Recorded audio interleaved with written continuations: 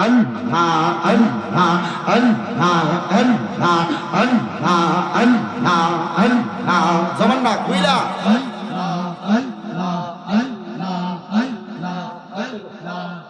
আমার পুরা মনের ব্যথা ও ব্যথা কার কাছে কই কইলা মারহাবা আমার পুরা মনের ব্যথা ও ব্যথা কার কাছে কই কইলা মারহাবা আল্লাহ আল্লাহ আমার মুর্শিদ বিনা প্রেমের তালা খুলবে কেমন মারহাবা আমার দয়াল বিনা প্রেমের তালা খুলবে কেমন রসের ফুল ফইটা সে গো প্রেমে বাগান মারহাবা রসের ফুল ফইটা সে গো প্রেমের বাগান মারহাবা আল্লাহ আল্লাহ সেই বাগানের কুমার গোতারা সজাই তারা পাগল পাগলা আল্লাহ আল্লাহ জিকিরেতে থাকে যে মশগুল মারহাবা আল্লাহ আল্লাহ রসর ফুল ফইটা সে গো প্রেমের বাগান মাশাআল্লাহ আল্লাহ আল্লাহ দয়াল মুর্শিদ আমায় তুমি লইয়া যাইও মদিনায় বাংলার মুর্শিদ তোমার যদি দয়া হয় মাশাআল্লাহ প্রাণের মুর্শিদ তোমার যদি দয়া হয় মারহাবা আল্লাহ আল্লাহ মুর্শিদ মুর্শিদ কই যায় আমার ঘুমাসে না মুর্শিদ মুর্শিদ কই যায় আমার ঘুমাসে না আমার বলিবা মুর্শিদ কেমন মাশাআল্লাহ আল্লাহ আল্লাহ আমার বলিবা মুর্শিদ কেমন মারহাবা আল্লাহ আল্লাহ তোমার প্রেমে জ্বলতে জ্বলতে অন্তর হইছে সারাই তোমার প্রেমে কাঁদিয়া কাঁদিয়া রজনী কাটাই মাশাআল্লাহ আল্লাহ আল্লাহ দূরে যদি যাইবার মুর্শিদ প্রেম শিখাইলা কেন রে আমার বলিবা মুর্শিদ কেমন মারহাবা আল্লাহ আল্লাহ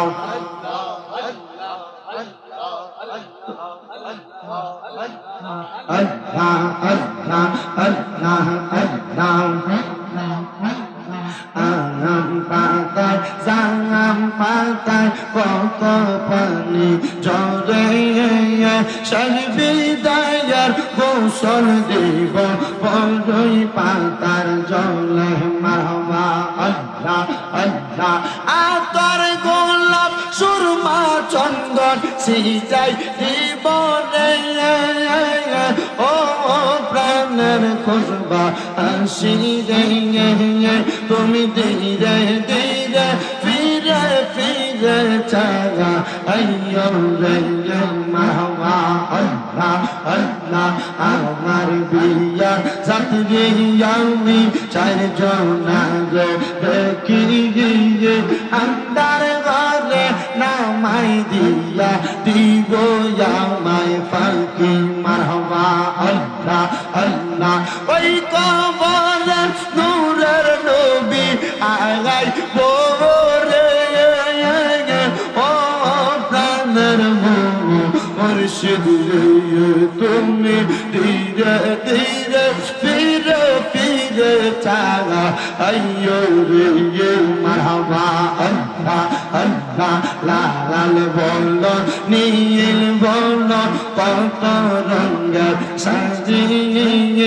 শেষ বিদায়ে পরাই দিব সাদা মার্কিন শাড়ি মারহাবা আল্লাহ আল্লাহ সেই দিন কিন্তু নূরের নবী আগাই পরে ও প্রাণের মুর্শিদ তুমি ধীরে ধীরে ফিরে ফিরে চাঁদা হাইয়া গয়ে মারহাবা আল্লাহ আল্লাহ আল্লাহ আল্লাহ আল্লাহ আল্লাহ ইল্লাল্লাহু মুহাম্মাদুর রাসূলুল্লাহ সাল্লাল্লাহু আলাইহি ওয়াসাল্লাম আল্লাহুম্মা আমিন আল্লাহুম্মা আমিন ইয়া রাব্বাল আলামিন আসসালাতু ওয়াসসালামু আলা রাসূলিহিল কারীম রব্বানা যালামনা আনফুসানা ওয়া ইন লাম তাগফির লানা ওয়া তারহামনা লানাকুনান্না মিনাল খাসিরিন ইয়া ইলাহি রহম ফরমা মুস্তাফা কি ওয়াসতে খুলে দে দরওয়াজায়ে রহমত গাদা কি ওয়াসতে রহমাতুল লিল আলামিন খতমে রাসূল জানে জাগা আহমদ ও হামিদ মুহাম্মদ মুস্তাফা কি ওয়াসতে মাবুদু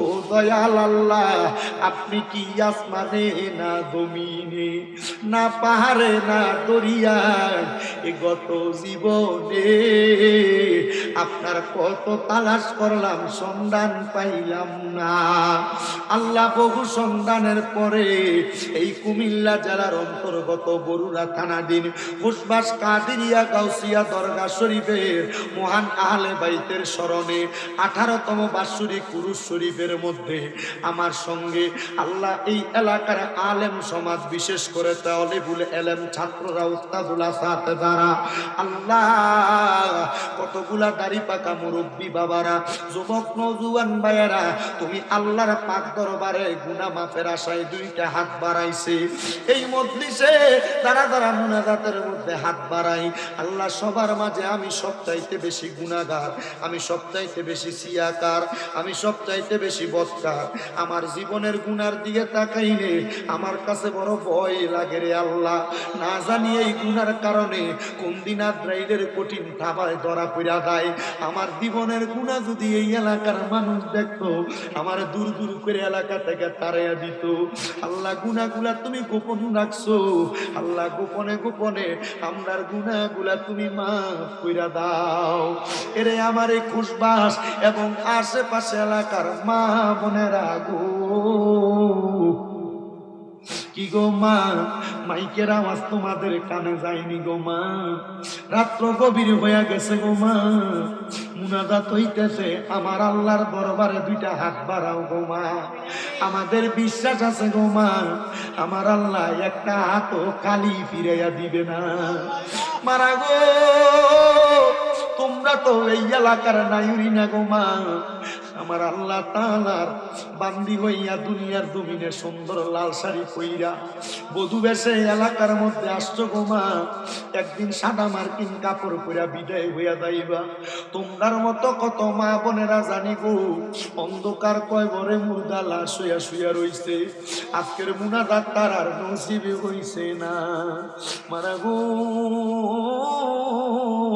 আমার আল্লাহর দরবারে যদি দুইটা হাত বাড়াইয়া দাও আমাদের বিশ্বাস আছে আমার আল্লাহ কারোর হাত খালি ফিরিয়া দিবে না 21 এলাকার ভাই বাবারা রে আর কতকাল আরামের বিছানাতে ঘুমাইবা আল্লাহর কাছে মাফ চাওয়ার সুযোগ রে ভাই শাবান মাসের শেষ তারিখে শেষ দিনে আমার নবী সাহাবায়ে কেরাম উম্মতের উদ্দেশ্যে ভাষণ দিছে উম্মতেরা রমজান মাস আগমন হইয়া গেছে তোমরা রমজানের প্রস্তুতি নাও রমজানের বরকত হাসিল করো আম্মা জান আয়েশা সিদ্দিকা কই রমজান মাস আগমন করলে আমার নবীর ইজাতটা নবী টাইট করে বাইন্ধা ফেলতেন এটা দিয়া বুঝাইছে রে আমার নবী রমজানি ইবাদতে মশগুল হইয়া যাইতো আল্লাহ রমজানকে সামনে রাইখা তোমার দরবারে হাত বাড়াইছি অনেকে সাহারি করবে ইফতার করবে আল্লাহ বরকতময় কাজ গো আল্লাহ তারাবি পড়বে এগুলার উসিলায় আমাদেরকে কবুল ও মঞ্জুর করে নাও আল্লাহ আজকের মুনাজাতে কে জানি হাত বাড়াইছে, কার জানি জগতের মধ্যে বাবা নাই। হায়রে বাবা, যেই বাবা রিক্সা চালাইয়া মাটি গাইতা মাথার ঘাম পায়ে ফালাইয়া পরের বাড়িতে বদলার কাজ কইরা সন্তানরে মানুষের মতো মানুষ করার জন্য আব্বা নিজের রক্তরে পানি বানাইছে, এমন আব্বা যাদের অন্ধকার কবরে রে আল্লাহ, আব্বার কবর জান্নাতের বাগান বানাইয়া দাও ও দয়াল। কত কপাল পোড়া হতো বাগারা হাত বাড়াইছে, তাদের জগতের মধ্যে মা নাই। আরে মা, যেই মা 10 মাস 10 দিন গর্ভে ধারণ করে সন্তানের প্রসব বেদনা সহ্য করতে মার বড় কষ্ট হইছে, এমন মা তাদের অন্ধকার কবরে আম্মার কবর জান্নাতের বাগান বানিয়ে দাও। যাদের মা বাবা বেঁচে আছে গো, হায়াতে তৈয়বা নসিব করে দাও। আম্মা আব্বার শরীর স্বাস্থ্য সুস্থতার জিন্দেগি দান করো, আম্মা আব্বার শিফা বেলা কামেলা নসিব করে দাও মাবুদ। আম্মা আব্বার সেবা যত্ন করার মতো তৌফিক দান করো আল্লাহ। বিশেষ করে আজকে এই কুশবাস কাদিরিয়া গাউসিয়া দরগা শরীফের যে ভক্তবিন্দুরা মাহফিলে আসছে, যারা পর্দার অন্তরালে মা বোনেরা শুনতেছে, এই মাহফিলে যারা টাকা দিয়া পয়সা দিয়া শ্রম দিয়া বুদ্ধি দিয়া পরামর্শ দিয়া মাইক দিয়া লাইট দিয়া প্যান্ডেল দিয়া মিডিয়ার বাইরা সহ সম্মানিত শ্রোতা মণ্ডলী পুরুষেরা পর্দার অন্তরালের আমার মা বোনেরা, আল্লাহ প্রত্যেককে তুমি কবুল মঞ্জুর করে নাও আল্লাহ। এই দরবারের তাবারুকগুলা রোগের শিফা হিসেবে কবুল মঞ্জুর করে নাও মনিব। অনেক প্রবাসীরা বিদেশ থেকে দোয়া চায়, আল্লাহ প্রবাসীদের খাস দোয়া তুমি কবুল মঞ্জুর করো, প্রবাসীদের হায়াতের দিকে বরকত দাও আল্লাহ। কুশবাস কাদিরিয়া গাউসিয়া দরগা শরীফের যত মুরিদান ভক্তরা দেশ বিদেশে ঘোরাফেরা করে, আল্লাহ তাদেরকে তুমি কবুল মঞ্জুর করে জানের জিম্মাদারি নাও। গাউসে পাকের গাউসিয়তের চাদরের নিচে থাকার তৌফিক দাও আল্লাহ। মরণ দিবা দুঃখ নাই, তবে বেঈমান বানায়া মরণ দিও না।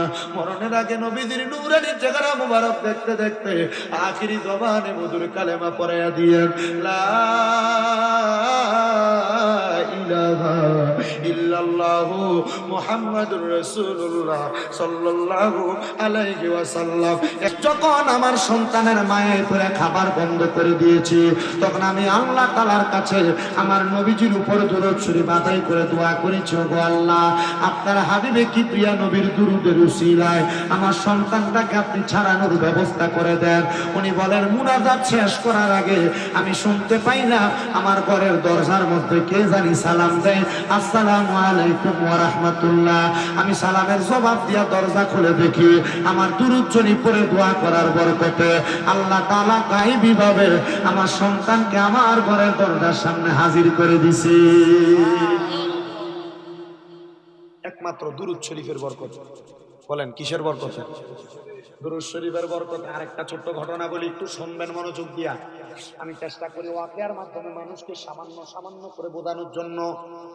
আমার বাঘটা পরে রাত্রে, আমার বাঘ রাত্রে কিন্তু আমি দেখছি সুপারির ডালা বাঁচতে বাঁচতে পরে নিচে ঘুরে হাত দিয়ে খান, তারা দাঁত নাই তারা লেগে লয়ে। আমার এক দুর্বিশ্বাস আছে, আপনারা যারা এখানে বসছেন, আমি ধারাবাহিকভাবে কয়টা কথা বললাম আপনারা শুনলেন। আল্লাহর ওলি হযরতে আবুল খায়ের রহমতুল্লাহ আলাইহি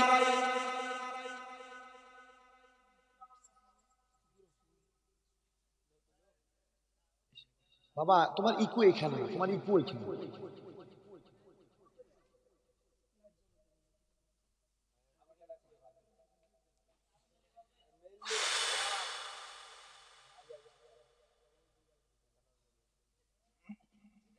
আমি হুজুরে কইছিলাম, আমার গতকালকে রাত্রে কলদনে কইছি মাইক কি চাই না। আল্লাহর ওলি হযরতে আবুল খায়ের রহমতুল্লাহ আলাইহি উনি বলেন, ও জগতের মানুষ, আমি আবুল খায়ের রহমতুল্লাহ আলাইহি প্রত্যেকদিন নামাজ আদায় করতাম। নামাজ আদায় কইরা আমি আমার আল্লাহ তাআলার কাছে দোয়া করতাম, আল্লাহ আপনি আমার দুনিয়া এবং আখিরাত দুইটা জায়গা ভালো করে দেন। যদি আমার দুনিয়া এবং আখিরাত দুইটা জায়গা ভালো হয়ে যায়, তাহলে আল্লাহ আমি দুনিয়া তো শান্তি পাবো, আখিরাত তো শান্তি পাবো। হযরত আবুল খায়ের রহমতুল্লাহ আলাইহি বলেন, একদিন আমি আমার আল্লাহ তাআলার দরবারে যোহরের নামাজের আগে সূর্য ওঠার পর থেকে সূর্য ডুবার আগ পর্যন্ত একটা নামাজ আছে, নফল নামাজ, এটাকে সলাতুল দুহার নামাজ অথবা চাষতের নামাজ বলেন। আবুল কার রহমাতুল্লাহ আলাইহি বলেন, আমি দুহার নামাজ আদায় করতেছিলাম, চাষতের নামাজ আদায় করতেছিলাম। এমন টাইমে আমি আল্লাহু আকবার বলে নিয়ত বান্দার সাথে সাথে হঠাৎ করে আমার পেছন থেকে আওয়াজ আসতেছে, দেখো আল্লাহর বান্দা নামাজ আদায় করে, তার নামাজ তো আল্লাহর কাছে কবুল হয় না। আমি এই কথা চিন্তা করে হঠাৎ করে যখন আমি আমার কানে আওয়াজ শুনতে পাইলাম, আমি আবার 2 রাকাত সলাতুল হাজতের নামাজ পড়লাম। সলাতুল হাজতের নামাজ, আমি সলাতুল হাজতের নামাজ পড়ে আল্লাহ তাআলার কাছে বলতে চাইলাম, আল্লাহ আমি সলাতুল হাজতের নামাজ পড়েছি, ওগো আল্লাহ আজকে 2 মাস নাকি আমার নামাজ কবুল হয় না, আমি নামাজ পড়ি, আল্লাহ এত কষ্ট করে নামাজ পড়ি, আমার নামাজ যদি কবুল না হয় তাইলে আমি এত কষ্ট করে নামাজ পড়ে কি লাভ হবে? হযরত আবুল কার রহমাতুল্লাহ আলাইহি বলেন, ও জগতের মানুষ, ও দুনিয়ার মানুষ, তোমরা শুনো রে, আমি যখন আল্লাহ তাআলার কাছে সলাতুল ইস্তিসকার নামাজ আর হাজতের নামাজ পড়ে কাঁদতেছিলাম, এমন টাইমে আমার আল্লাহ তাআলা জানায় দিলে, আবুল খায়ের তুমি যে নামাজ আদায় করো জানোনি রে, তুমি যেই মসজিদের মধ্যে ইমামতির দায়িত্ব পালন করো, এই ইমামতির দায়িত্ব পালন করতে যাইয়া তুমি বিভিন্ন ঘরের মধ্যে বিভিন্ন খাবার মুখে দাও, এর মধ্যে অনেক হারাম খোরেরা হারাম টাকা তোমারে খাওয়ায়, আরে হারাম টাকার সম্পদ তোমার পেটে যাওয়ার কারণে আল্লাহ তাআলা তোমার ইবাদত কবুল করে না। মনে রাখবেন বাবা, আপনি যদি সুদ খান, আপনি যদি ঘুষ খান, আপনি যদি পরের হক খান, অথবা এগুলা যারা খায় তার ঘরে যদি আপনি খানা খান, তাহলে আপনার পেটের মধ্যে আর আপনার দেহের মধ্যে যে রক্ত তৈরি হবে, এই রক্ত দেহের মধ্যে চলবে, প্রচলন থাকবে, আর এই রক্ত দেহে থাকলে আপনার ইবাদত আল্লাহর কাছে কবুল হবে না। কারণ ইবাদত কবুল হওয়ার প্রধান শর্ত হলো হালাল খাবার খাওয়া, হারামকে পরিত্যাগ করা। আবুল কায়ের বলেন, এরপর থেকে আমি কারোর ঘরে কোনো খাবার খাই না, আমি আল্লাহ তাআলার ইবাদত করতে থাকি। যখন আমি কোনো মানুষের ঘরে খানা খাই না, আল্লাহ তাআলার ইবাদত করতে থাকি। আমার আল্লাহ তাআলা আমার ইবাদত কবুল করে কিনা আমি জানি না। আমার খানার বড় অভাব, আমার কাছে নিজের বলতে নামাজের একটা মুসল্লা ছাড়া আর কোনো কিছু নাই, যেটা আমরা জায়নামাজ বলি। উনি বলেন, নামাজ পড়ার জন্য যে রুমাল আমি ব্যবহার করতাম, আমি দেখলাম যখন আমার কোনো খাবার নাই, হঠাৎ করে আসমান থেকে রহমতের বৃষ্টি পড়তেছে, আমি আমার নামাজের মুসল্লাটার মধ্যে রহমতের বৃষ্টিগুলা ধারণ করলাম। আমি এই বৃষ্টির পানি চাইপা চাইপা আমি 7 দিন পর্যন্ত ইফতার করতাম আর সাহারি করতাম। আমি আনা খানা পানি খাইয়াই রোজা রাখতাম, পানি খাইয়াই ইফতার করতাম। এমন ভাবে আমার পুরাটা সময় কাটছে। কিন্তু যখন 7 দিন হয়ে গেছে, 7 দিনের মাথায় আমার পেটের মধ্যে বড় ক্ষুধা। আমি চিন্তা করতে লাগলাম, এই ক্ষুধা নিয়ে বৈশা থাকলে হবে না। আমি জানি নবীজির উপর দুরূদ শরীফ আদায় করলে আল্লাহ তাআলা দোয়ার সাথে সাথে কবুল করে। আবুল খায়ের রহমাতুল্লাহ আলাইহি বলেন, আমি দুরূদ শরীফ পড়তে লাগলাম, একবার 2 বার না, আমি বারবার দুরূদ শরীফ পড়তেছি। আমার শরীর ক্ষুধার যন্ত্রণায় এত ক্লান্ত, এত পরিশ্রান্ত, আমি কান্না করতেছি, হায় রে আমার পেটটার মধ্যে এত ক্ষুধা, আমি কেমনে ক্ষুধার যন্ত্রণা সহ্য করব? আবুল খায়ের রহমাতুল্লাহ আলাইহি বলে, আমি দুরূদ শরীফ পড়তে পড়তে যখন ঘুমায় গেলাম, হঠাৎ করে ঘুমানোর সাথে সাথে আমি লক্ষ্য করে দেখলাম আমার ঘরের মধ্যে নুরানি আলো চকমক চকমক করে জ্বলতেছে। আমি এমন আলো দেখলাম, আমি ডাক দিলাম, কে গো আপনি, আপনারা কারা? হঠাৎ করে আমার সামনে বেলায়েতের সম্রাট হযরতে আলী কাররামাল্লাহু ওয়াজহু হাজির হয়ে গেছে। উনি আমারে ডাক দিয়া কয়, আমি হইলাম নবীজির প্রখ্যাত সাহাবী, আমার নাম হইল হযরতে আলী ইবনে আবু তালেব, আপনি কেন আমার ঘরের মধ্যে আগমন করলেন? উনি কয়, আমি একা আসি নাই, আমার সাথে নবীজির সাহাবী হযরত সিদ্দিক আকবর আসছে, আমার সাথে ওসমান জিন নুরাইন আসছে, আমার সাথে হযরত ওমর ফারুক রাদিয়াল্লাহু তাআলা আগমন করছে। এই জগতের মানুষের দলেরা শুনো রে শুনো, উনি বলতেছে, আমি আগমন করলাম, দেখো এবার আবু বকর, ওমর, ওসমানের পাশে একজন নুরানি সুরাতওয়ালা মানুষ দেখা যায়। চিনুনি তারে, চিনুনি? বলে, তিনি হইল রাহমাতুল লিল আলামিন নবীজি। আবুল কার রহমাতুল্লাহ আলাইহি বলেন, ও দয়ার নবী, মায়ার নবী রাহমাতুল লিল আলামিন নবী গো, আপনি আমার এই ভাঙ্গা ঘরের মধ্যে হাজির। নবীজি কারণটা কি আমারে বলবেন? নিরে আবুল খায়ের, তুমি যে ক্ষুধার জ্বালা সহ্য করতে না পাইরা আমি নবীর উপর দুরূদ আদায় করতে করতে ঘুমায়া গেছো। তুমি কি মনে করছো আমি নবীর কোন উম্মত, আমি নবীর কোন আশিক দুনিয়াতে কষ্ট করবে, আমি নবী সেটা সহ্য করব? আবুল খায়ের রহমতুল্লাহ আলাইহি বলেন, আমার নবী আমার সামনে আইসা নবীজির আফকান মুবারকের ভিতর থেকে নবী আমার একটা রুটি বের করলেন। নবী রুটিটা বের করে আমি আবুল খায়েরের হাতে প্রদান করলেন। আমি ওই রুটিটা হাতে নিয়ে অর্ধেক রুটি চিবিয়ে খাওয়ার পরে আমি দেখলাম হঠাৎ করে আমার ঘুম ভেঙে গেছে। আমি স্বপ্নে দেখা হঠাৎ করে আমি আমার হাতে তাকিয়ে দেখলাম নবীজি ঘুমের ঘরে স্বপ্নে আমাকে হাতে যে একটা রুটি দিছে, আর বাকি অর্ধেক রুটি আমি খাইছি। অর্ধেক রুটি ঘুমোর থেকে উঠার পর আমি দেখলাম আমার হাতে রয়ে গেছে। তখন আবুল খায়ের রহমতুল্লাহ আলাইহি এই পুরা ঘটনার মূল কথা সারাংশ লিখেছেন যে, শোনো দুনিয়ার মানুষ, নবীর কোন সাচ্চা পাক্কা উম্মত যদি নবীর উপর দুরূদ শরীফ আদায় করে থাকে, তাহলে আমার নবী রাহমাতুল লিল আলামিন নবীজি ওই ব্যক্তির উপর নবীজি রহমতের হাত বুলিয়ে দেয়। আমার আল্লাহ তাআলা তার উপর রহমতের হাত বুলিয়ে দেয়। আসেন ওই নবীজি রহমত পাওয়ার জন্য আমরা মুহাব্বতে নবীজির দুরূদ শরীফ আদায় করি। আল্লাহুম্মা সাল্লি আলা মাওলানা মুহাম্মদ ওয়া আলা আলি সাইয়্যিদ মাওলানা দয়াল নবীজির ফসিনা মুবারক মেসকার চাইতে আরো সুঘ্রাণ, সাহাবীরা আতর রূপে করতেন তাহা ব্যবহার। আল্লাহুম্মা সাল্লি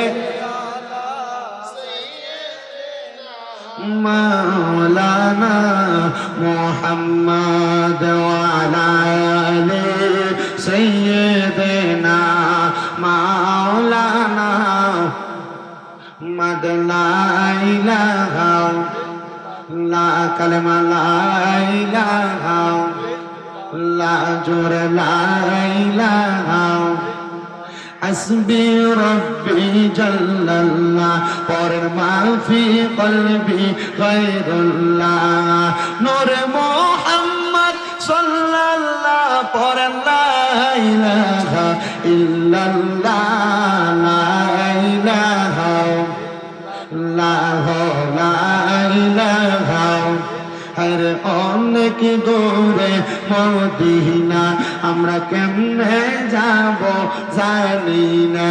আপনারা বলেন আমরা সবাই মদিনা যাইতে চাই কি চাই না? ওরে গত বছর তো আসার পরে আমার মাথার মধ্যে লম্বা বাবরি চুল ছিল। মাত্র 3.5 মাস হয় আমি আমার নবীর রওজা মুবারক জিয়ারত করে আসছি রে বাবা। আমি আপনাদের জন্য খাস করে দোয়া করব আল্লাহ তাআলা যেন আপনাদেরকে মদিনা শরীফ একবার যাওয়ার নসিব জিয়ারত নসিব করে। কেন মদিনাতে যাবেন? যেহেতু খুশবাস কাদিরিয়া গাউসিয়া দরগা শরীফে আসছেন, আমি আপনাদের কাছে মদিনা শরীফ যাওয়ার একটু ছোট্ট ফজিলতের কথা বলি। আমি যেই দিন নবীর হাদিস পড়ছি, নবী বলছেন মান যারা কবরি ওয়াজাবাত লাহু শাফাআতি ইয়াউমাল কিয়ামা। নবী বলে উম্মত দুনিয়ার জমিনের মধ্যে যেই ব্যক্তি আমি নবীর রওজা জিয়ারত করে তার জন্য সুপারিশ করা আমি নবীর জন্য ওয়াজিব হয়ে যায়। রাহমাতুল লিল আলামিন নবীজির এই হাদিস যেদিন আমি পড়লাম, আমি মনে মনে নিয়ত করলাম ইয়া রাসূলুল্লাহ আমি আমার মরণের আগে একবার হইল আপনার রওজা মুবারক জিয়ারত করতে আসব। কিন্তু আমি যেই দিন মদিনা শরীফের সামনে গেছি, আমি সেই দিনই নবীর রওজার সামনে দাঁড়ায় দাঁড়ায় বলছি ইয়া রাসূলুল্লাহ এত তাড়াতাড়ি যে আমার আল্লাহ তাআলা আমার দোয়া কবুল করবে আমি বুঝতে পারি নাই। ও মায়ার নবী, আল্লাহ মহান, আল্লাহ বড় মহিয়ান গরিয়ান, আপনার রওজার সামনে দাঁড়ায় দাঁড়ায় আপনার সালাম দিতেছি গো নবী, আপনি আমার সালাম কবুল করেন গো নবী। আপনার রওজা মুবারক দেখার পরে আমার মনের মধ্যে একটা আশা জাগছে গো নবী। আপনি নবী রওজা দেখতে এত সুন্দর, আপনি নবী রওজা মুবারকের সোনালী জালি মুবারক দেখতে এত সুন্দর, না জানি আপনি নবীজি দেখতে কত সুন্দর। ও নবী ও এখন আপনার রওজার সামনে দাঁড়ায় দাঁড়ায় আরেকটা নিয়ত করতেছি, নবী আপনার রওজা মুবারক যেহেতু দেখে ফেলেছি, আপনি নবী মরণের আগে আমারে একবার দেখা দিয়েন গো নবীজি। আমি এই কথাটা শুধু বলি নাই, আমি 7 দিন পর্যন্ত 5 ওয়াক্ত নামাজের পড়ে আমার নবীজির রওজার সামনে দাঁড়ায় দাঁড়ায় নবীজির সালাম দিছি। আমি সালাম দিয়া আমার নবীজির রওজার সামনে থেকে যেই দিন মক্কায় চলে যাব, আমি আমার নবীজির রওজার সামনে দাঁড়ায় দাঁড়ায় বলছি, আশেক তো সুরে সুরে লেখে, ভালোবাসার জায়গা মদিনা, ভালো লাগার জায়গা মদিনা, বলেন ভালোবাসার জায়গা মদিনা, ভালো লাগার জায়গা। কেউ মদিনা ভালো লাগে না আপনাদের? যদি ভালো লাগে মোহাব্বতে বলেন, ভালো লাগার জায়গা মদিনা, ভালোবাসার জায়গা মদিনা, বলেন ভালোবাসার জায়গা মদিনা, ভালো লাগার জায়গা মদিনা। হাইরে এত সুন্দর জায়গা কোথাও দেখি না, এত সুন্দর জায়গা কোথাও দেখি না, সাজিয়েছেন দয়াল রাব্বানা, ভালোবাসার জায়গা মদিনা, বলেন ভালোবাসার জায়গা মদিনা, ভালো লাগার জায়গা মদিনা। মদিনা শরীফে নূরের খাজিনা, মদিনা শরীফে নূরের খাজিনা, আশিক ছাড়া অন্য বোঝে না, ভালো লাগার জায়গা মদিনা, বলেন ভালোবাসার জায়গা মদিনা, ভালো লাগার জায়গা। এ দুনিয়ার মুসলমান, ওই মদিনাতে এত বরকত, মদিনা শরীফের ভিতরে প্রবেশ করলে দেখবা তোমার কাছে বড় ভালো লাগে, বড় শান্তি লাগে। মদিনা শরীফের কেবলা বরাবর হাতের ডান দিক দিয়া 310 নাম্বার গেট দিয়া 10 মিনিট সামনে হাঁটলে মা ফাতেমার বাড়ি। এটার একটু সামনে গেলে নবীজির ইন্তেকালের পরে যে পানি দিয়া নবীরে গোসল দিছে, বীরে গাছ নামক একটা কূপ আছে সেই জায়গায়, এটা পাড়ি দিয়ে একটু সামনে গেলে আল হেজাজ এলাকা নবীর নানির বাড়ি। এটার পাশে একটা মসজিদ আছে, যে মসজিদের নাম কুবা মসজিদ। এই কুবা মসজিদের ভিতরে 2 রাকাত নামাজ আদায় করলে আল্লাহ তাআলা একটা বান্দার আমল নামার মধ্যে একটা উমরা হজের সওয়াব দেয়। আবার মদিনা শরীফের ভিতরে আসরের নামাজের পরে ফজরের নামাজের পরে বাবে জিব্রাইল দরজা দিয়া বাইর হইয়া জান্নাতুল বাকি একটা গোরস্থান আছে, এই জান্নাতুল বাকি গোরস্থানের মধ্যে ফজরের পরে আসরের পরে ঢুকলে একটা ঠান্ডা বাতাস গায়ের মধ্যে লাগে।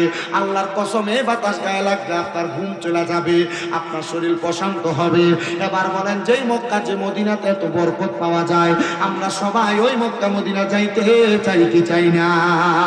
যারা যারা যাইতে চাই ডান হাত তুলে আমার আল্লাহরে দেখায়, আর জবান না খুলে একটা তাকবীর হবে, নারে তাকবীর। আপনাদের এখানে একটা মানুষ আছেন, এটা কিন্তু বোঝা যায় না, একটু তাইলে তাকবীর লাগবে। তকির একটা করে তাকবীর দিচ্ছে, তকির একটু পেকে গেছে। নারে তাকবীর, আল্লাহু আকবার, নারে রিসালাত, ইয়া রাসূলুল্লাহ, নারে গাউসিয়া, ইয়া রাসূলুল্লাহ, কাদিরিয়া গাউসিয়া দরগা শরীফ জিন্দাবাদ, পবিত্র উরুস মুবারক। তারা বলেন, মদিনা যাইতে চাই কি চাই না? যারা যারা মদিনা যাইতে চাই জবান করে মোহাব্বতে পড়েন, আরে দয়াল আল্লাহ দয়া করেন, দয়াল নসিব করেন মদিনা, লা ইলাহা ইল্লাল্লাহ, লা ইলাহা ইল্লাল্লাহ, লা ইলাহা ইল্লাল্লাহ, মুহাম্মাদুর রাসূলুল্লাহ সাল্লাল্লাহু আলাইহি ওয়াসাল্লাম। যেহেতু বাবার আমরা একজন আল্লাহর ওলির দরবারে আগমন করেছি, আসেন জীবনের গুনার কথা স্মরণ কইরা ওই আল্লাহ তাআলার মুহাব্বত কইরা একটু মুহাব্বতে আল্লাহ তাআলার ইসমে জাতের জিকির করবেন। চক্ষুটা বন্ধ করে দিয়া আল্লাহ তাআলার জিকির করবেন, যেন আপনার আমার জীবনের গুনাহগুলো মাফ হয়ে যায়। মুহাব্বতের আওয়াজে উচ্চ কণ্ঠে আমার আল্লাহকে ডাক দিবেন, কলম কলবের মধ্যে ধাক্কা দিবেন, নফি ইসমাতের জিকির করবেন। এই কলবে ধাক্কা দিলে একটা জবানও কেউ বন্ধ রাখবেন না, জবানটা ছেড়ে দিয়ে উচ্চ কণ্ঠে জোরে কোন আলহামদুলিল্লাহ। আমার ভাইরা, বাবারা, বন্ধুরা, আমি ডাইনে বামে না চাইয়া অল্প কিছুক্ষণের মধ্যে বয়ান শ্রবণ করে হুজুর কেবলার মুনাজাতের মাধ্যমে বিদায় হয়ে যাবেন। আমার আল্লাহর নবী প্রখ্যাত হাদিস বিশারদ হযরত আব্দুল্লাহ ইবনে উমর রাদিয়াল্লাহু তাআলা আনহু বলেন, আমি আপনাদেরকে এই মাহফিলে যারা বসছেন সওয়াবের উদ্দেশ্যে না গুনার উদ্দেশ্যে? কথা আসতে দিচ্ছি, ধরে কোন সওয়াবের উদ্দেশ্যে না গুনার উদ্দেশ্যে? এই ভালো উদ্দেশ্য যারা মনে মনে নিয়ত করে, আমার আল্লাহ তাআলা তাদেরকে কঠিন বিপদ থেকে উদ্ধার করে। তারা কামাই রুজি না থাকলে আল্লাহ কামাই রুজিতে বরকত দেয়, তারা বিপদে থাকলে বিপদ থেকে উদ্ধার করে, রোগে আক্রান্ত থাকলে রোগ থেকে সেবা দান করে। মারহাবা বলেন না? আব্দুল্লাহ ইবনে উমর রাদিয়াল্লাহু তাআলা আনহু বলেন, আমি আমার নবীজির জবান মুবারকে বলতে শুনেছি, তিন ব্যক্তি দুনিয়ার পরচনার মধ্যে পইরা গুনাহ করতে করতে পাহাড়ের একটা গুহার মধ্যে যে আটকাইছে। এই গুহার মধ্যে যখন আটকাইছে, বড় বড় তিনটা পাথর আইসা এই গুহার মুখটা বন্ধ করে দিছে। ওই বান্দারা গুহার ভিতরে তাইকা তাইকা কান্দে, হায় আমরা পাপাচার করার জন্য, গুনার কর্ম করার জন্য আমরা আসলাম, এখন আমরা এই পাপাচারের কারণে আমরা পাহাড়ের গুহার মধ্যে আক্রমণের শিকার হইলাম। আল্লাহর দরবারে কান্দে, কিন্তু তারা মনে মনে চিন্তা করতেছে কোনো ভালো নিয়ত যদি করে আল্লাহ তাআলা হয়তো ওই ভালো কাজের উসিলায় আমাদেরকে মাফ করে দিবে। মুসলমান, এবার ওই তিন ব্যক্তি একজন আর একজনকে বলতেছে, তোমার জীবনে যদি কোনো ভালো আমল থাকে ওই আমলটার উসিলা দিয়া দোয়া করো, দেখবা আমার আল্লাহ তাআলা ওই ভালো কাজের উসিলায় তোমারে মাফ করে দিবে, হয়তো আমাদেরকে মুক্তি দিবে। ওই তিন ব্যক্তির এক ব্যক্তি আল্লাহ তাআলার কাছে দোয়া করে, আল্লাহ আমি অন্য কোনো ভালো কাজ করি নাই, তবে আমি একটা ভালো কাজ করেছি। আমার পরিবার যখন অভাব অনটনে চলতো, আমার আব্বা জানের ইন্তেকালের পরে আমি আমার ঘরের একটা বকরি ছিল, একটা উটনি ছিল, আমি বকরি এবং উটনির দুধ দহন করতাম। দুধ দহন কইরা এই দুধগুলা সর্বপ্রথম আমি আমার মারে খাওয়াইতাম। আমার মা খাওয়ার পরে যে দুধ বাঁচত, ওই দুধ আমি আমার সন্তান এবং স্ত্রীরে খাওয়াইতাম। আমার সন্তান এবং স্ত্রী খাওয়ার পরে যে দুধ বাঁচত আমি খাইতাম। কিন্তু হঠাৎ করে একদিন আমার আম্মা জান, আমি যখন দুধ দহন করলাম, দহন করে মায়ের ঘরে প্রবেশ করে দেখি আমার মা ঘুমাইয়া গেছে। আমি ওই দুধগুলা নিয়ে দাঁড়িয়ে ছিলাম, আমার সন্তানকেও খাইতে দেই নাই, ছোট ছোট বাচ্চা মানুষ, তাদেরকে কষ্ট দিয়েছি, আমি নিজেও খাই নাই, আমার স্ত্রীরও খাবারটা দেই নাই। আমি চিন্তা করেছি আমার মা যদি দুধ না পান করে, এই দুধ আমি সন্তান খাবো না, আমার সন্তানেরও খাওয়াবো না, আমার স্ত্রীরও আমি খাওয়াবো না। এই কথা চিন্তা কইরা রে ওই ব্যক্তি বলে, সকালবেলা যখন আমার মা ঘুম থেকে জাগ্রত হয়েছে, আমি আমার এই দুধের বাটিটা আমার মাকে প্রদান করলাম, মা গো আপনি একটু দুধ পান করেন, তারপর আমি পান করবো, আমার সন্তান পান করবে। আমার জীবনে যদি কোনো ভালো কাজ থাকে তাহলে এটা আমার সবচাইতে ভালো কাজ, এটার চাইতে ভালো কাজ আমার কাছে নাই। এ সন্তানের দোষ। ওই তিন ব্যক্তি বলে, পাহাড়ের গুহার সামনে যখন পাথর আইসে গুহাটা বন্ধ করে দিছে, এবার সে ব্যক্তি বলে, আল্লাহ আমারে ভালো কাজের উসিলায় তুমি আমাদেরকে এখান থেকে উদ্ধার করো। তখন ওই পাহাড়ের গুহার মুখ থেকে একটা পাথর সরে গেছে।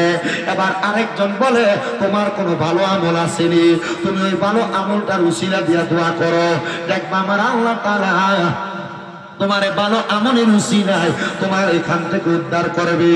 সে বলে, আমার কোনো ভালো আমল নাই রে, আমার কোনো ভালো আমল নাই, তবে আমি যখন আমার বাড়িতে থাকতাম, আমার বাড়িতে একজন কর্মচারী ছিল, একজন দাস ছিল, সে আমার বাড়িতে কাজকর্ম করতেন। তখন আমার বাড়িতে কাজ করছে, তার কাজের বিনিময় ছিল দৈনিক কাজ করলে তারে 1 সের করে চাল দেওয়া হইতো। এখন ওজনে মাপ দিয়া চাল দেয়।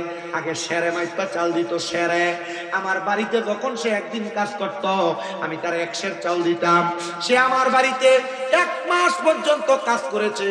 আমি তার 1 মাসে 30টা খুশি চাল দিছি, 30টা তোলা চাল দিছি।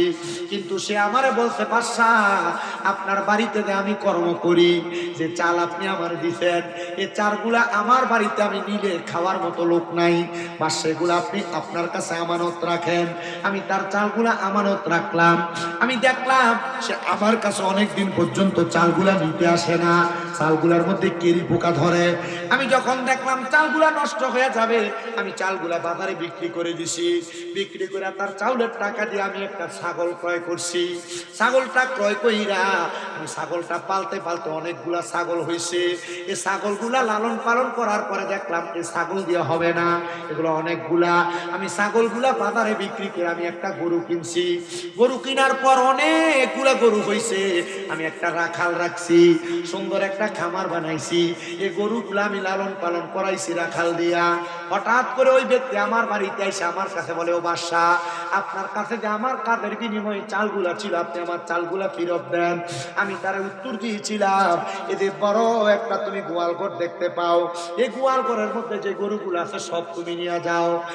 আমার কাজের লোকটা বলেছে, হুজুর আপনি আমার সাথে টিস্কারি করতেছেন। উনি বলেন, না রে বাবা, টিস্কারি করি না। মনে রাখবা, মনে রাখবা, তোমার চালগুলা যখন নষ্ট হইতে লাগছিল, আমার কাছে আমানত ছিল। আমি চালগুলা বিক্রি করি একটা ছাগল কিনা, একটা এরপরে গরু কিনা, এগুলা তোমার আমানত আস্তে আস্তে বৃদ্ধি পাইছে, এগুলা সব তোমার, তুমি নিয়ে যাও। এ ব্যক্তি দোয়া করে, আল্লাহ আমার একটা ভালো কাজ আছে, অন্য কোনো ভালো কাজ থাক আর না থাক, আল্লাহ তুমি একটা ভালো কাজের উসিলায় তুমি আমাদেরকে পাহাড়ের গুহার থেকে উদ্ধার করো। উনি বলেন, দোয়াটা করার সাথে সাথে আমি তাকে দেখলাম গুহার মুখ থেকে আরেকটা পাথর সরে গেছে। বাকি কয়টা পাথর? একটা পাথর, 3টা পাথর ছিল, 2টা পাথর ভালো দোয়ার কারণে আল্লাহ সরাইয়া দিছে। ও বন্ধুরে, গুহার মধ্যে আক্রমণ থাকা অবস্থায় আরেকটা পাথর আছে। আরেকজনকে বলে, তোমার কোনো ভালো আমল থাকলে তুমি ওই ভালো আমলের উসিলা দিয়া আল্লাহর কাছে দোয়া করো। উনি বলেন, আমার অন্য কোনো ভালো আমল আছে কিনা আমি জানি না। আমার একটা চাচাতো বোন ছিল, ওই চাচাতো বোনের চেহারা বড় সুন্দর ছিল। আমার মধ্যে একটা খায়েশ তৈরি হয়েছে, আমি কখন আমার এই চাচাতো বোনের সাথে মিলিত হব, জিনা ব্যভিচার করব। কিন্তু আমি এমন কোনো সুযোগ পাই নাই আমার চাচাতো বোনের সাথে জিনা ব্যভিচার করব। হঠাৎ করে আমার চাচাতো বোন আমার কাছে 100 দিরহাম পাওনা হাওলাত নেওয়ার জন্য আসছে। আমি তারা বলছি, যদি তুমি আমার কাছ থেকে 100 দিরহাম নিতে চাও, তাহলে তুমি আমার সাথে মিলিত হওয়া লাগবে, জিনা করা লাগবে, ব্যভিচার করা লাগবে। আমি আমার চাচাতো বোনকে ব্যভিচারের শর্তে 100 দিরহাম দিলাম। একদিন রাত্রবেলা সে আমার কাছে ব্যভিচারে লিপ্ত হওয়ার জন্য, তার পাওনা মিটিয়ে দেওয়ার জন্য আসছে। তখন আমি তারা যখন রাত্রিবেলা তার শরীরের মধ্যে টাচ করলাম, সে আমার কাছে বলেছে, ভাই আপনি যে আমার শরীরে ধরলেন, আমি আপনার জন্য একজন পরনারী, আপনি আমার শরীরে ধরা আপনার জন্য হারাম। ভাইজান গো, আপনি আমার আল্লাহরে ভয় করেন। যদি আপনি আল্লাহরে ভয় করেন, তাহলে আপনি আমার এই শরীরের উপর টর্চার করতে পারবেন না, আমার এই শরীরটা ব্যবহার করতে পারবেন না। এবার ওই ব্যক্তি ডাক দিয়ে কয়, আমার যখন আল্লাহরে ভয় করার কথা বলছে, আমি তারে ছেড়ে দিছি। আমি ছেড়ে দেওয়ার পরে এরপরে আর কোনো গুনার কর্মকাণ্ড করি নাই। আমি আমার আল্লাহর কাছে দোয়া করছি, আল্লাহ আমার এ নেক দোয়ার কারণে তুমি আমার দোয়াটা কবুল করে নাও। আল্লাহর কসম, আমার আল্লাহ তাআলা আমার নেক দোয়া কবুল করছে। আমার দোয়াটা কবুল কইরা গুহার মুখ থেকে বাকি পাথরটা সরাইয়া নিয়ে গেছে। শুধু গুহার মুখ থেকে পাথর সরাইয়া নেয় নাই, আল্লাহ তাআলা রহমতের ফেরেশতাদেরকে আদেশ করেছে, রে ফেরেশতারা, তোমরা তোমাদের রহমতের হাত দ্বারা এই 3 জন ব্যক্তিকে গুহার মধ্যে থেকে উদ্ধার করো।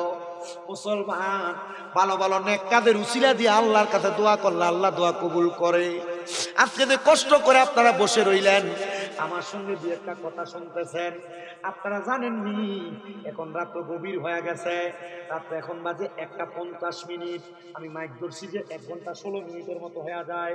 ও বাবা, আপনি যে গভীর রজনীতে আল্লাহ তাআলার ইবাদতের মধ্যে মশগুল হয়ে গেছেন, এটা আপনার জন্য ভালো ইবাদত। আল্লাহর কাছে অন্য কোন ইবাদতের কথা বলতে পারবেন কিনা আমি জানি না, তবে একটা কথা আল্লাহর কাছে কান্না করে করে বলবেন, আল্লাহ আমি দুনিয়াতে অন্য কোন নেক আমল করতে পারিছি কিনা আমি জানি না, তবে একটা নেক আমল করেছি আল্লাহ। খোসবাস কাদিরিয়া গাউসিয়া দরগা শরীফের মধ্যে গভীর রজনীতে শামীম রেজার মতো গুনাহগারকে সামনে নিয়ে আমরা দুই এক মর্তবা কথা শুনেছি, জিকির আজকার করেছি। আল্লাহ গভীর রজনীতে আমরা মুনাজাতের জন্য অপেক্ষা করেছি।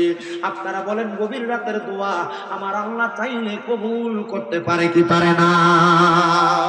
ও বাবা, ছোট্ট আর একটা ঘটনা কারগুজারি শোনাই। আল্লাহ তাআলার বন্ধু হযরত সুলতান মাহমুদ গজনবী রহমাতুল্লাহ আলাইহি, জিনার বাড়ি হইল ভারতের জমিনে। সুলতান মাহমুদ গজনবী ছোটখাটো কোনো আল্লাহর ওলি না। সুলতান মাহমুদ গজনবী বড় একজন বাদশা ছিলেন, ওনার এলাকা পরিচালনা করতেন। সুলতান মাহমুদ গজনবী বলেন, আমি বাদশা কথা সত্য, আমি 5 ওয়াক্ত নামাজের পাশাপাশি আমার আল্লাহ তাআলার সন্তুষ্টির জন্য আমি তাহাজ্জুদের নামাজ পড়তাম। আমি হুজুরে কইছিলাম, হুজুর এত রাত্রে মাহফিলের মুনাজাত করবেন, আমার কইছে আব্বা আমি তাহাজ্জুদ নামাজটা পড়িয়া এরপরে মুনাজাত করব। আমি নিজে আপনাদের শামসুল আরিফিন বিশ্বাস বুঝি, আমি কইছি আপনি এগুলা জমজমাট থাকতে শেষ করে দেন। হুজুরে মাইন্ড নিছি, আমি বাদ মাগবি বাদশা শহীদুল ইসলাম ফরিদী সাহেব, তারপরে হাসান আজারি সাহেব, এরপরে হুজুরে মুনাজাত দিয়ে। আমি জানি না এটা কোন হেকমতে ঘুরে গেছে, আমি আবার সেই সাথে আপনার লইয়া একটা কথা কওয়া লাগতেছে। হুজুর আমার কইছিল যে আব্বা সবসময় তো তাহাজ্জুদ নামাজের পরপরই মুনাজাতটা হয়, এর লাগা মুনাজাতটা করবার লাগা এমন হয়তো বা হুজুরের নিয়ত এটাই ছিল। আমি এতটুকু বিশ্বাস করি তাহাজ্জুদ নামাজ এমন একটা ইবাদত, ওয়ামিনাল লাইলি ফাতাহাজ্জাদ বিহি নাফিলাতাল লাকা আসা আইয়াবা আসাকা রাব্বুকা মাকামাম মাহমুদা। আয়াত যখন নাযিল হইছে নবীজি চোখের পানি ফালায় ফালায় কাঁদছে। আম্মা জানা আয়েশা সিদ্দিকা কয় আমার নবী সারা রাত 2 রাকাত নামাজ পড়ছে। কয় রাকাত? নবীজি যখন নামাজ শেষ করছে আমি নবীর দিকে এলাম, ইয়া রাসূলুল্লাহ এত লম্বা রুকু সেজদা আপনারা আর কোনোদিন করতে দেখিনি। নবীজি যখন নবীজির মাথা মুবারক ফিরেছেন, আম্মা জানা আয়েশা সিদ্দিকা কয় আমি নবীজির দিকে তাকায় দেখলাম নবীজির চোখগুলো একবারে বড় বড় লাল হয়ে গেছে আর চোখের পানি বায়া বায়া পড়তেছে। জিজ্ঞাসা করলাম, ইয়া রাসূলুল্লাহ আপনি এভাবে কান্না করছেন কেন? নবীজি বলছে, আম্মা আয়েশা শোনো, আমি নবীকে আল্লাহ বলছে আমি তাহাজ্জুদ পড়লে আল্লাহ তাআলা আমার মাকামে মাহমুদ দিব। ও আয়েশা, আমি নবী আল্লাহর কাছে কাঁদছি, আমার উম্মত আমি নবীর পাগল, আমার উম্মত তাহাজ্জুদের নামাজ পড়বো, আমার উম্মত যে তাহাজ্জুদের নামাজ পড়বো আল্লাহ আমার উম্মতের কি দিবে? আমাদের আয়েশা ডাক দিয়া কই, ইয়া রাসূলুল্লাহ আমার আল্লাহ তো আপনার দোয়া ফিরাইয়া দিবে না। আপনি নবীর একটা উপাধি হলো মুস্তাজাবাতুদ দাওয়াত, আপনি কোন দোয়া করলে আল্লাহ তাআলা সাথে সাথে দোয়াটা কবুল করে। নবী আমার আল্লাহ তাআলা কি বলছে? নবী আমার ডাক দিয়া কয়, আয়েশা আমার আল্লাহ তাআলা বলেছে আমার কোন উম্মত যদি আমি নবীরে মুহাব্বত করে আমি নবীরে ভালোবাসা তাহাজ্জুদের নামাজ পড়া আমি আল্লাহ তাআলার কাছে কোনো কিছু চাই, আমার আল্লাহ তাআলা ওই বান্দা ওই উম্মতের সকল আশা পূরণ করে দিবে। কোন সুবহানাল্লাহ।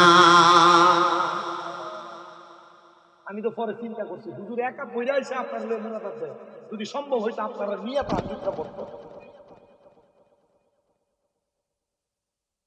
কোনো ক্ষমতা না, আমি কোন ঘরের সামনে গেলে ঘরের দরজা যত কঠিন তালা থাক না কেন আমি একটা পলকের মাধ্যমে ঘরের তালাটা খুলতে পারি।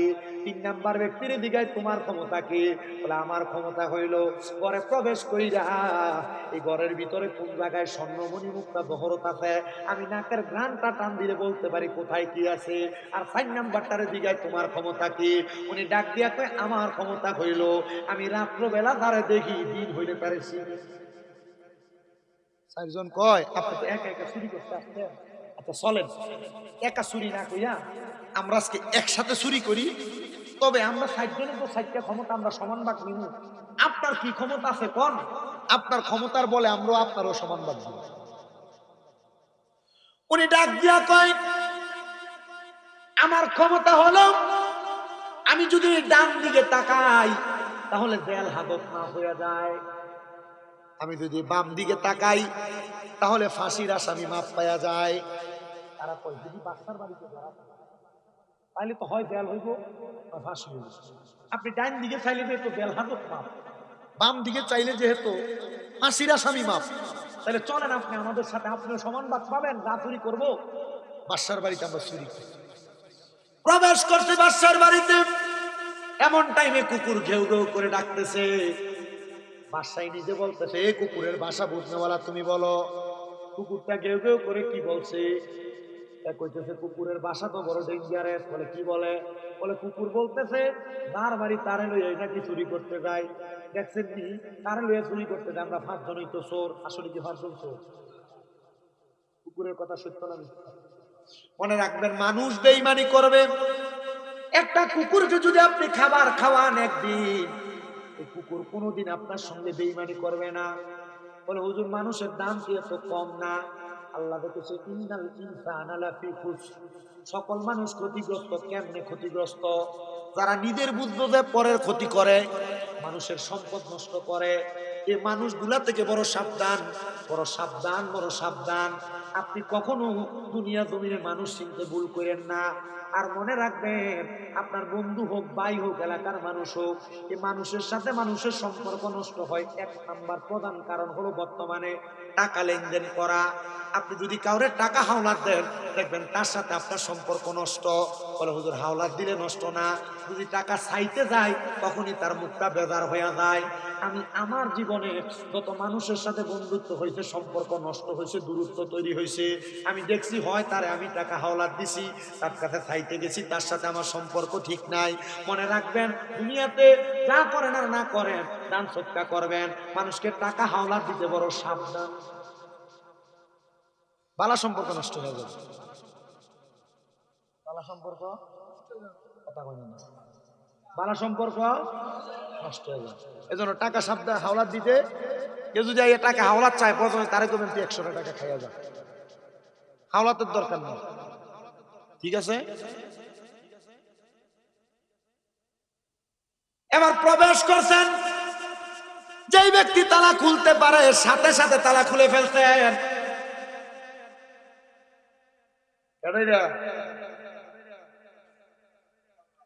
আরে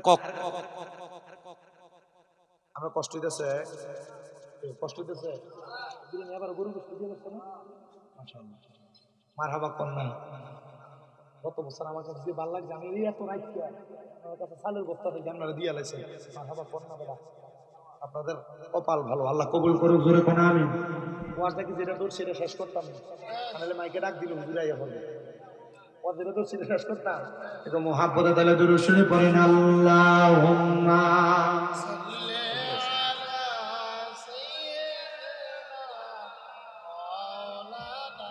মুহাম্মদ ওয়া আলা আলি সাইয়্যিদিনা মাওলানা মুহাম্মদ। নারে তাকবীর, নারে রিসালাত, নারে গাউসিয়া, কুশবাস কাদিরিয়া গাউসিয়া দরগা শরীফ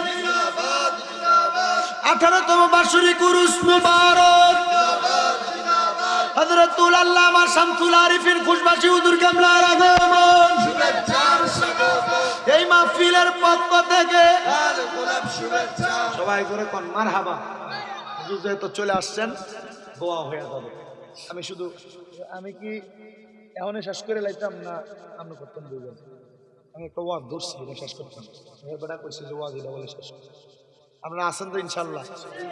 না, সব দিয়ে আসেন না, কাটা কাটা আসেন, একটু হাত তোলেন।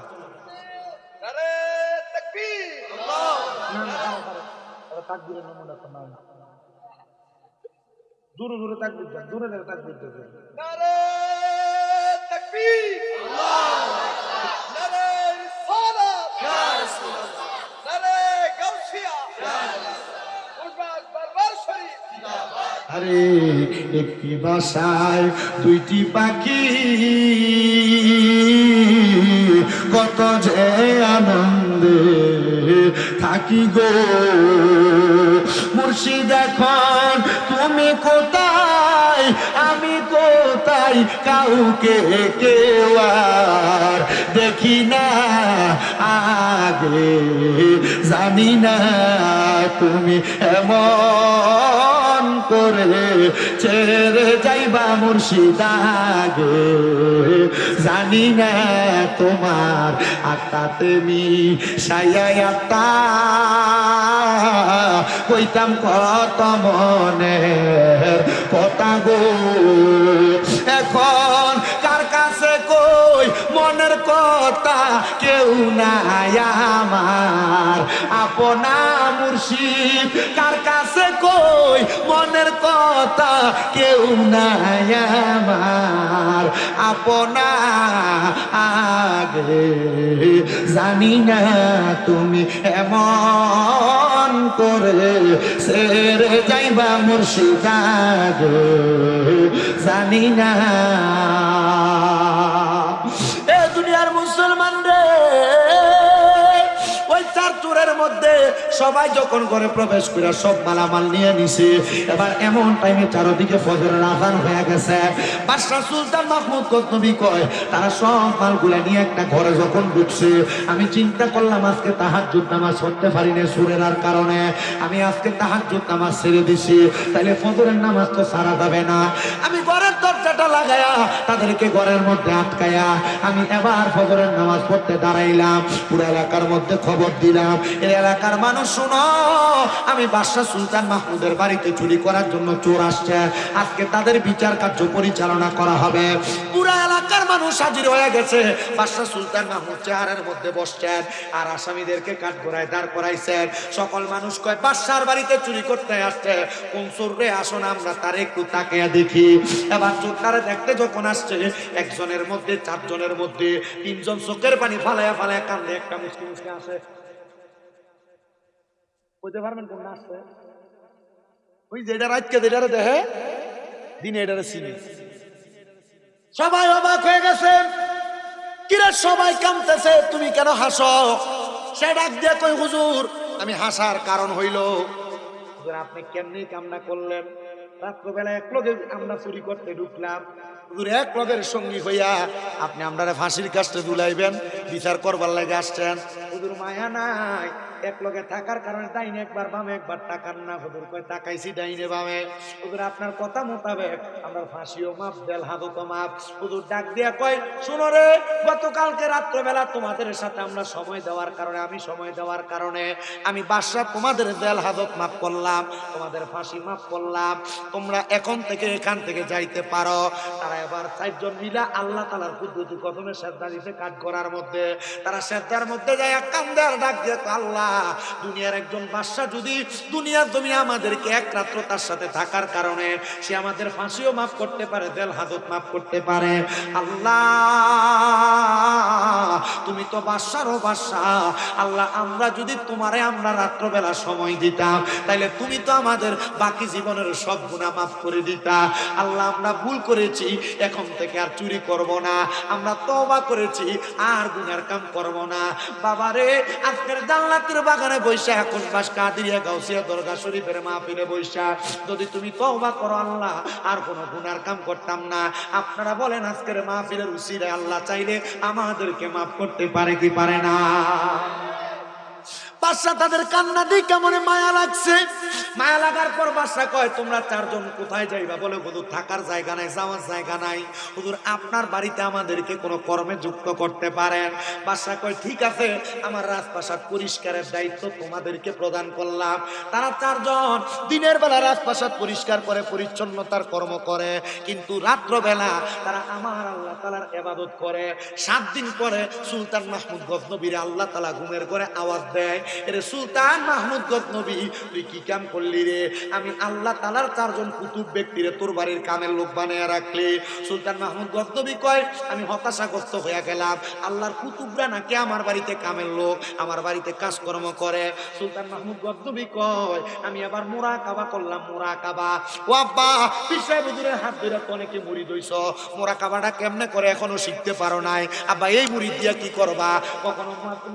কখনো দরবারের খাতমা মাহফিলে আসো না, দরবারের ভিতরে যদি সাপ্তাহিক মাসিক মাহফিল হয় আসো না। একদিন হুজুরের গোপনে গোপনে বইয়া কইও হুজুর মোরাকাবাটা কেমনে করে আমারে দেখান না। ওরে কলব জিন্দা হয়ে যাবে, এল মেলাদুন হাসিল হবে, আরে নিজের রূপ দেখিয়া নিজে হবি দিবানা, আরে নিজের রূপ দেখিয়া নিজে হবি দিবানা। ঘুমাইও না মায়ার ঘুমে আখের জামানা, আখেরি জামানা। আরে খুশবাসেতে উঠেছে তাওহীদের নিশানা, আরে খুশবাসেতে উঠেছে তাওহীদের নিশানা। ঘুমাইও না মায়ার ঘুমে আখের জামানা, আরে আখের জামানা। আরে কলবে জিন্দা হয়ে যাবে, এল মেলাদুন হাসিল হবে, আরে নিজের রূপ দেখিয়া নিজে হবি দিবানা, আরে নিজের রূপ দেখিয়া নিজে হবি দিবানা। ঘুমায়ও না মায়ের ঘুমে আখের জামানা, আখেরি জামানা।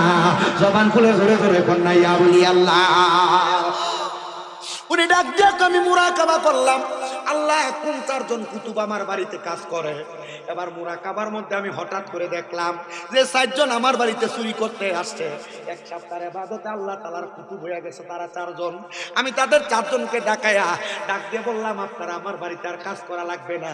তারা করজোরে হাত আবদার করে হুজুর আপনার বাড়ি থেকে তাড়াইয়া দিলে কেউ আমাদেরকে কাজে রাখবে না, কারণ সবাই যাই না গেছে আমরা চোর, হয়তো আরো কোনো চুরি করার কারণে রাজপ্রাসাদ থেকে বাহির করে দিছেন। হুজুর ও হুজুর গো আপনি আমাদেরকে আপনার কাছে রাখেন, হুজুরকে আপনারা আমার বাড়ির কাজের লোক হয়ে থাকবেন না, আপনারা তো আমি বাদশার আন্ডারে কাজ করতেন, এখন থেকে আপনারা আমার হুকুম করবেন, আমি সুলতান মাহমুদ গজনবী আমার কর্মকাণ্ডগুলা করব। ও বাবারে পীরের দরবারে আইয়া নিজে বড় মানুষ হইয়া থাকো, নিজে বড় হইয়া থাকো। আল্লাহর কসম করে বলি রে কুটবাসের মানুষ, আল্লাহর ওলিদের দরবারের মধ্যে আসলে নিজের নত শিরে রাখবা, নরম রাখবা। আল্লাহর ওলির দরবারে আইসা নিজের একটু নরমাল করে রাখবা, হুজুর কেবলার কাছে অনুমতির আশায় দাঁড়াইয়া থাকবা। আরে কোন সময় কোন হালে থাকে দয়াল মুর্শিদে, সালাম দিও না তারে সব জায়গায়। আরে থাকে যদি শক্তি লয় কদম বুঝি, থাকে যদি শক্তি লয় কদম বুঝি, আরে রাখিও তোমার বুকের দায়, বিশ্বাস বলতে থাকিলে মুক্তি কে জানে কার ভাগ্যে রয়। আরে মুর্শিদের দরবারে যাইয়া নত শিরে দাঁড়াইয়া সালাম দিও না তারে সব জায়গায়। ওরে বিশ্বাস ভক্তি পাইবে মুক্তি, থাকিলে বিশ্বাস ভক্তি পাইবে মুক্তি কে জানে কার ভাগ্যে রয়। জবান খুলে জোরে কোন আল্লাহু আকবার। এ মুসলমান এ নবীর উম্মতের দল, এবার আল্লাহর ওলিরা তাদের বাড়িতে বাদশার বাড়িতেই কাদের বাদশার বাড়িতে বাদশার হুকুম করে, বাদশা কর্মকাণ্ড করে। ও আব্বাজিরা আল্লাহ তাআলা এক বাদশা, আল্লাহ তাআলা দুনিয়ার বাদশারে দিয়ে আমরারে কাম করায়, আমরা দুনিয়ার বাদশা হিসেবে পীর মাসায়েক প্রেমানি কথা কন্যা ঠিক কিনা। এই হুজুরের দরবারে যারা যারা আসছেন, আমি গত বছর আপনাদের কাছে হাত বাড়াইছি, অনেকের মা নাই, অনেকের বাবা নাই, অনেকেই গত বছর আমার কাছে আপনারা দিছিলেন আব্বা এ দরবারটার খাতিরে, মাদ্রাসাটার খাতিরে, দরবারে যারা আসে কান ভক্তবিন্দু আছে তাদের খাতিরে। মা বাপ যদি বাইচা থাকতো, মা বাপরে তো তুমি এক লোক মা করে ভাত খাওয়াইতা, যদি মা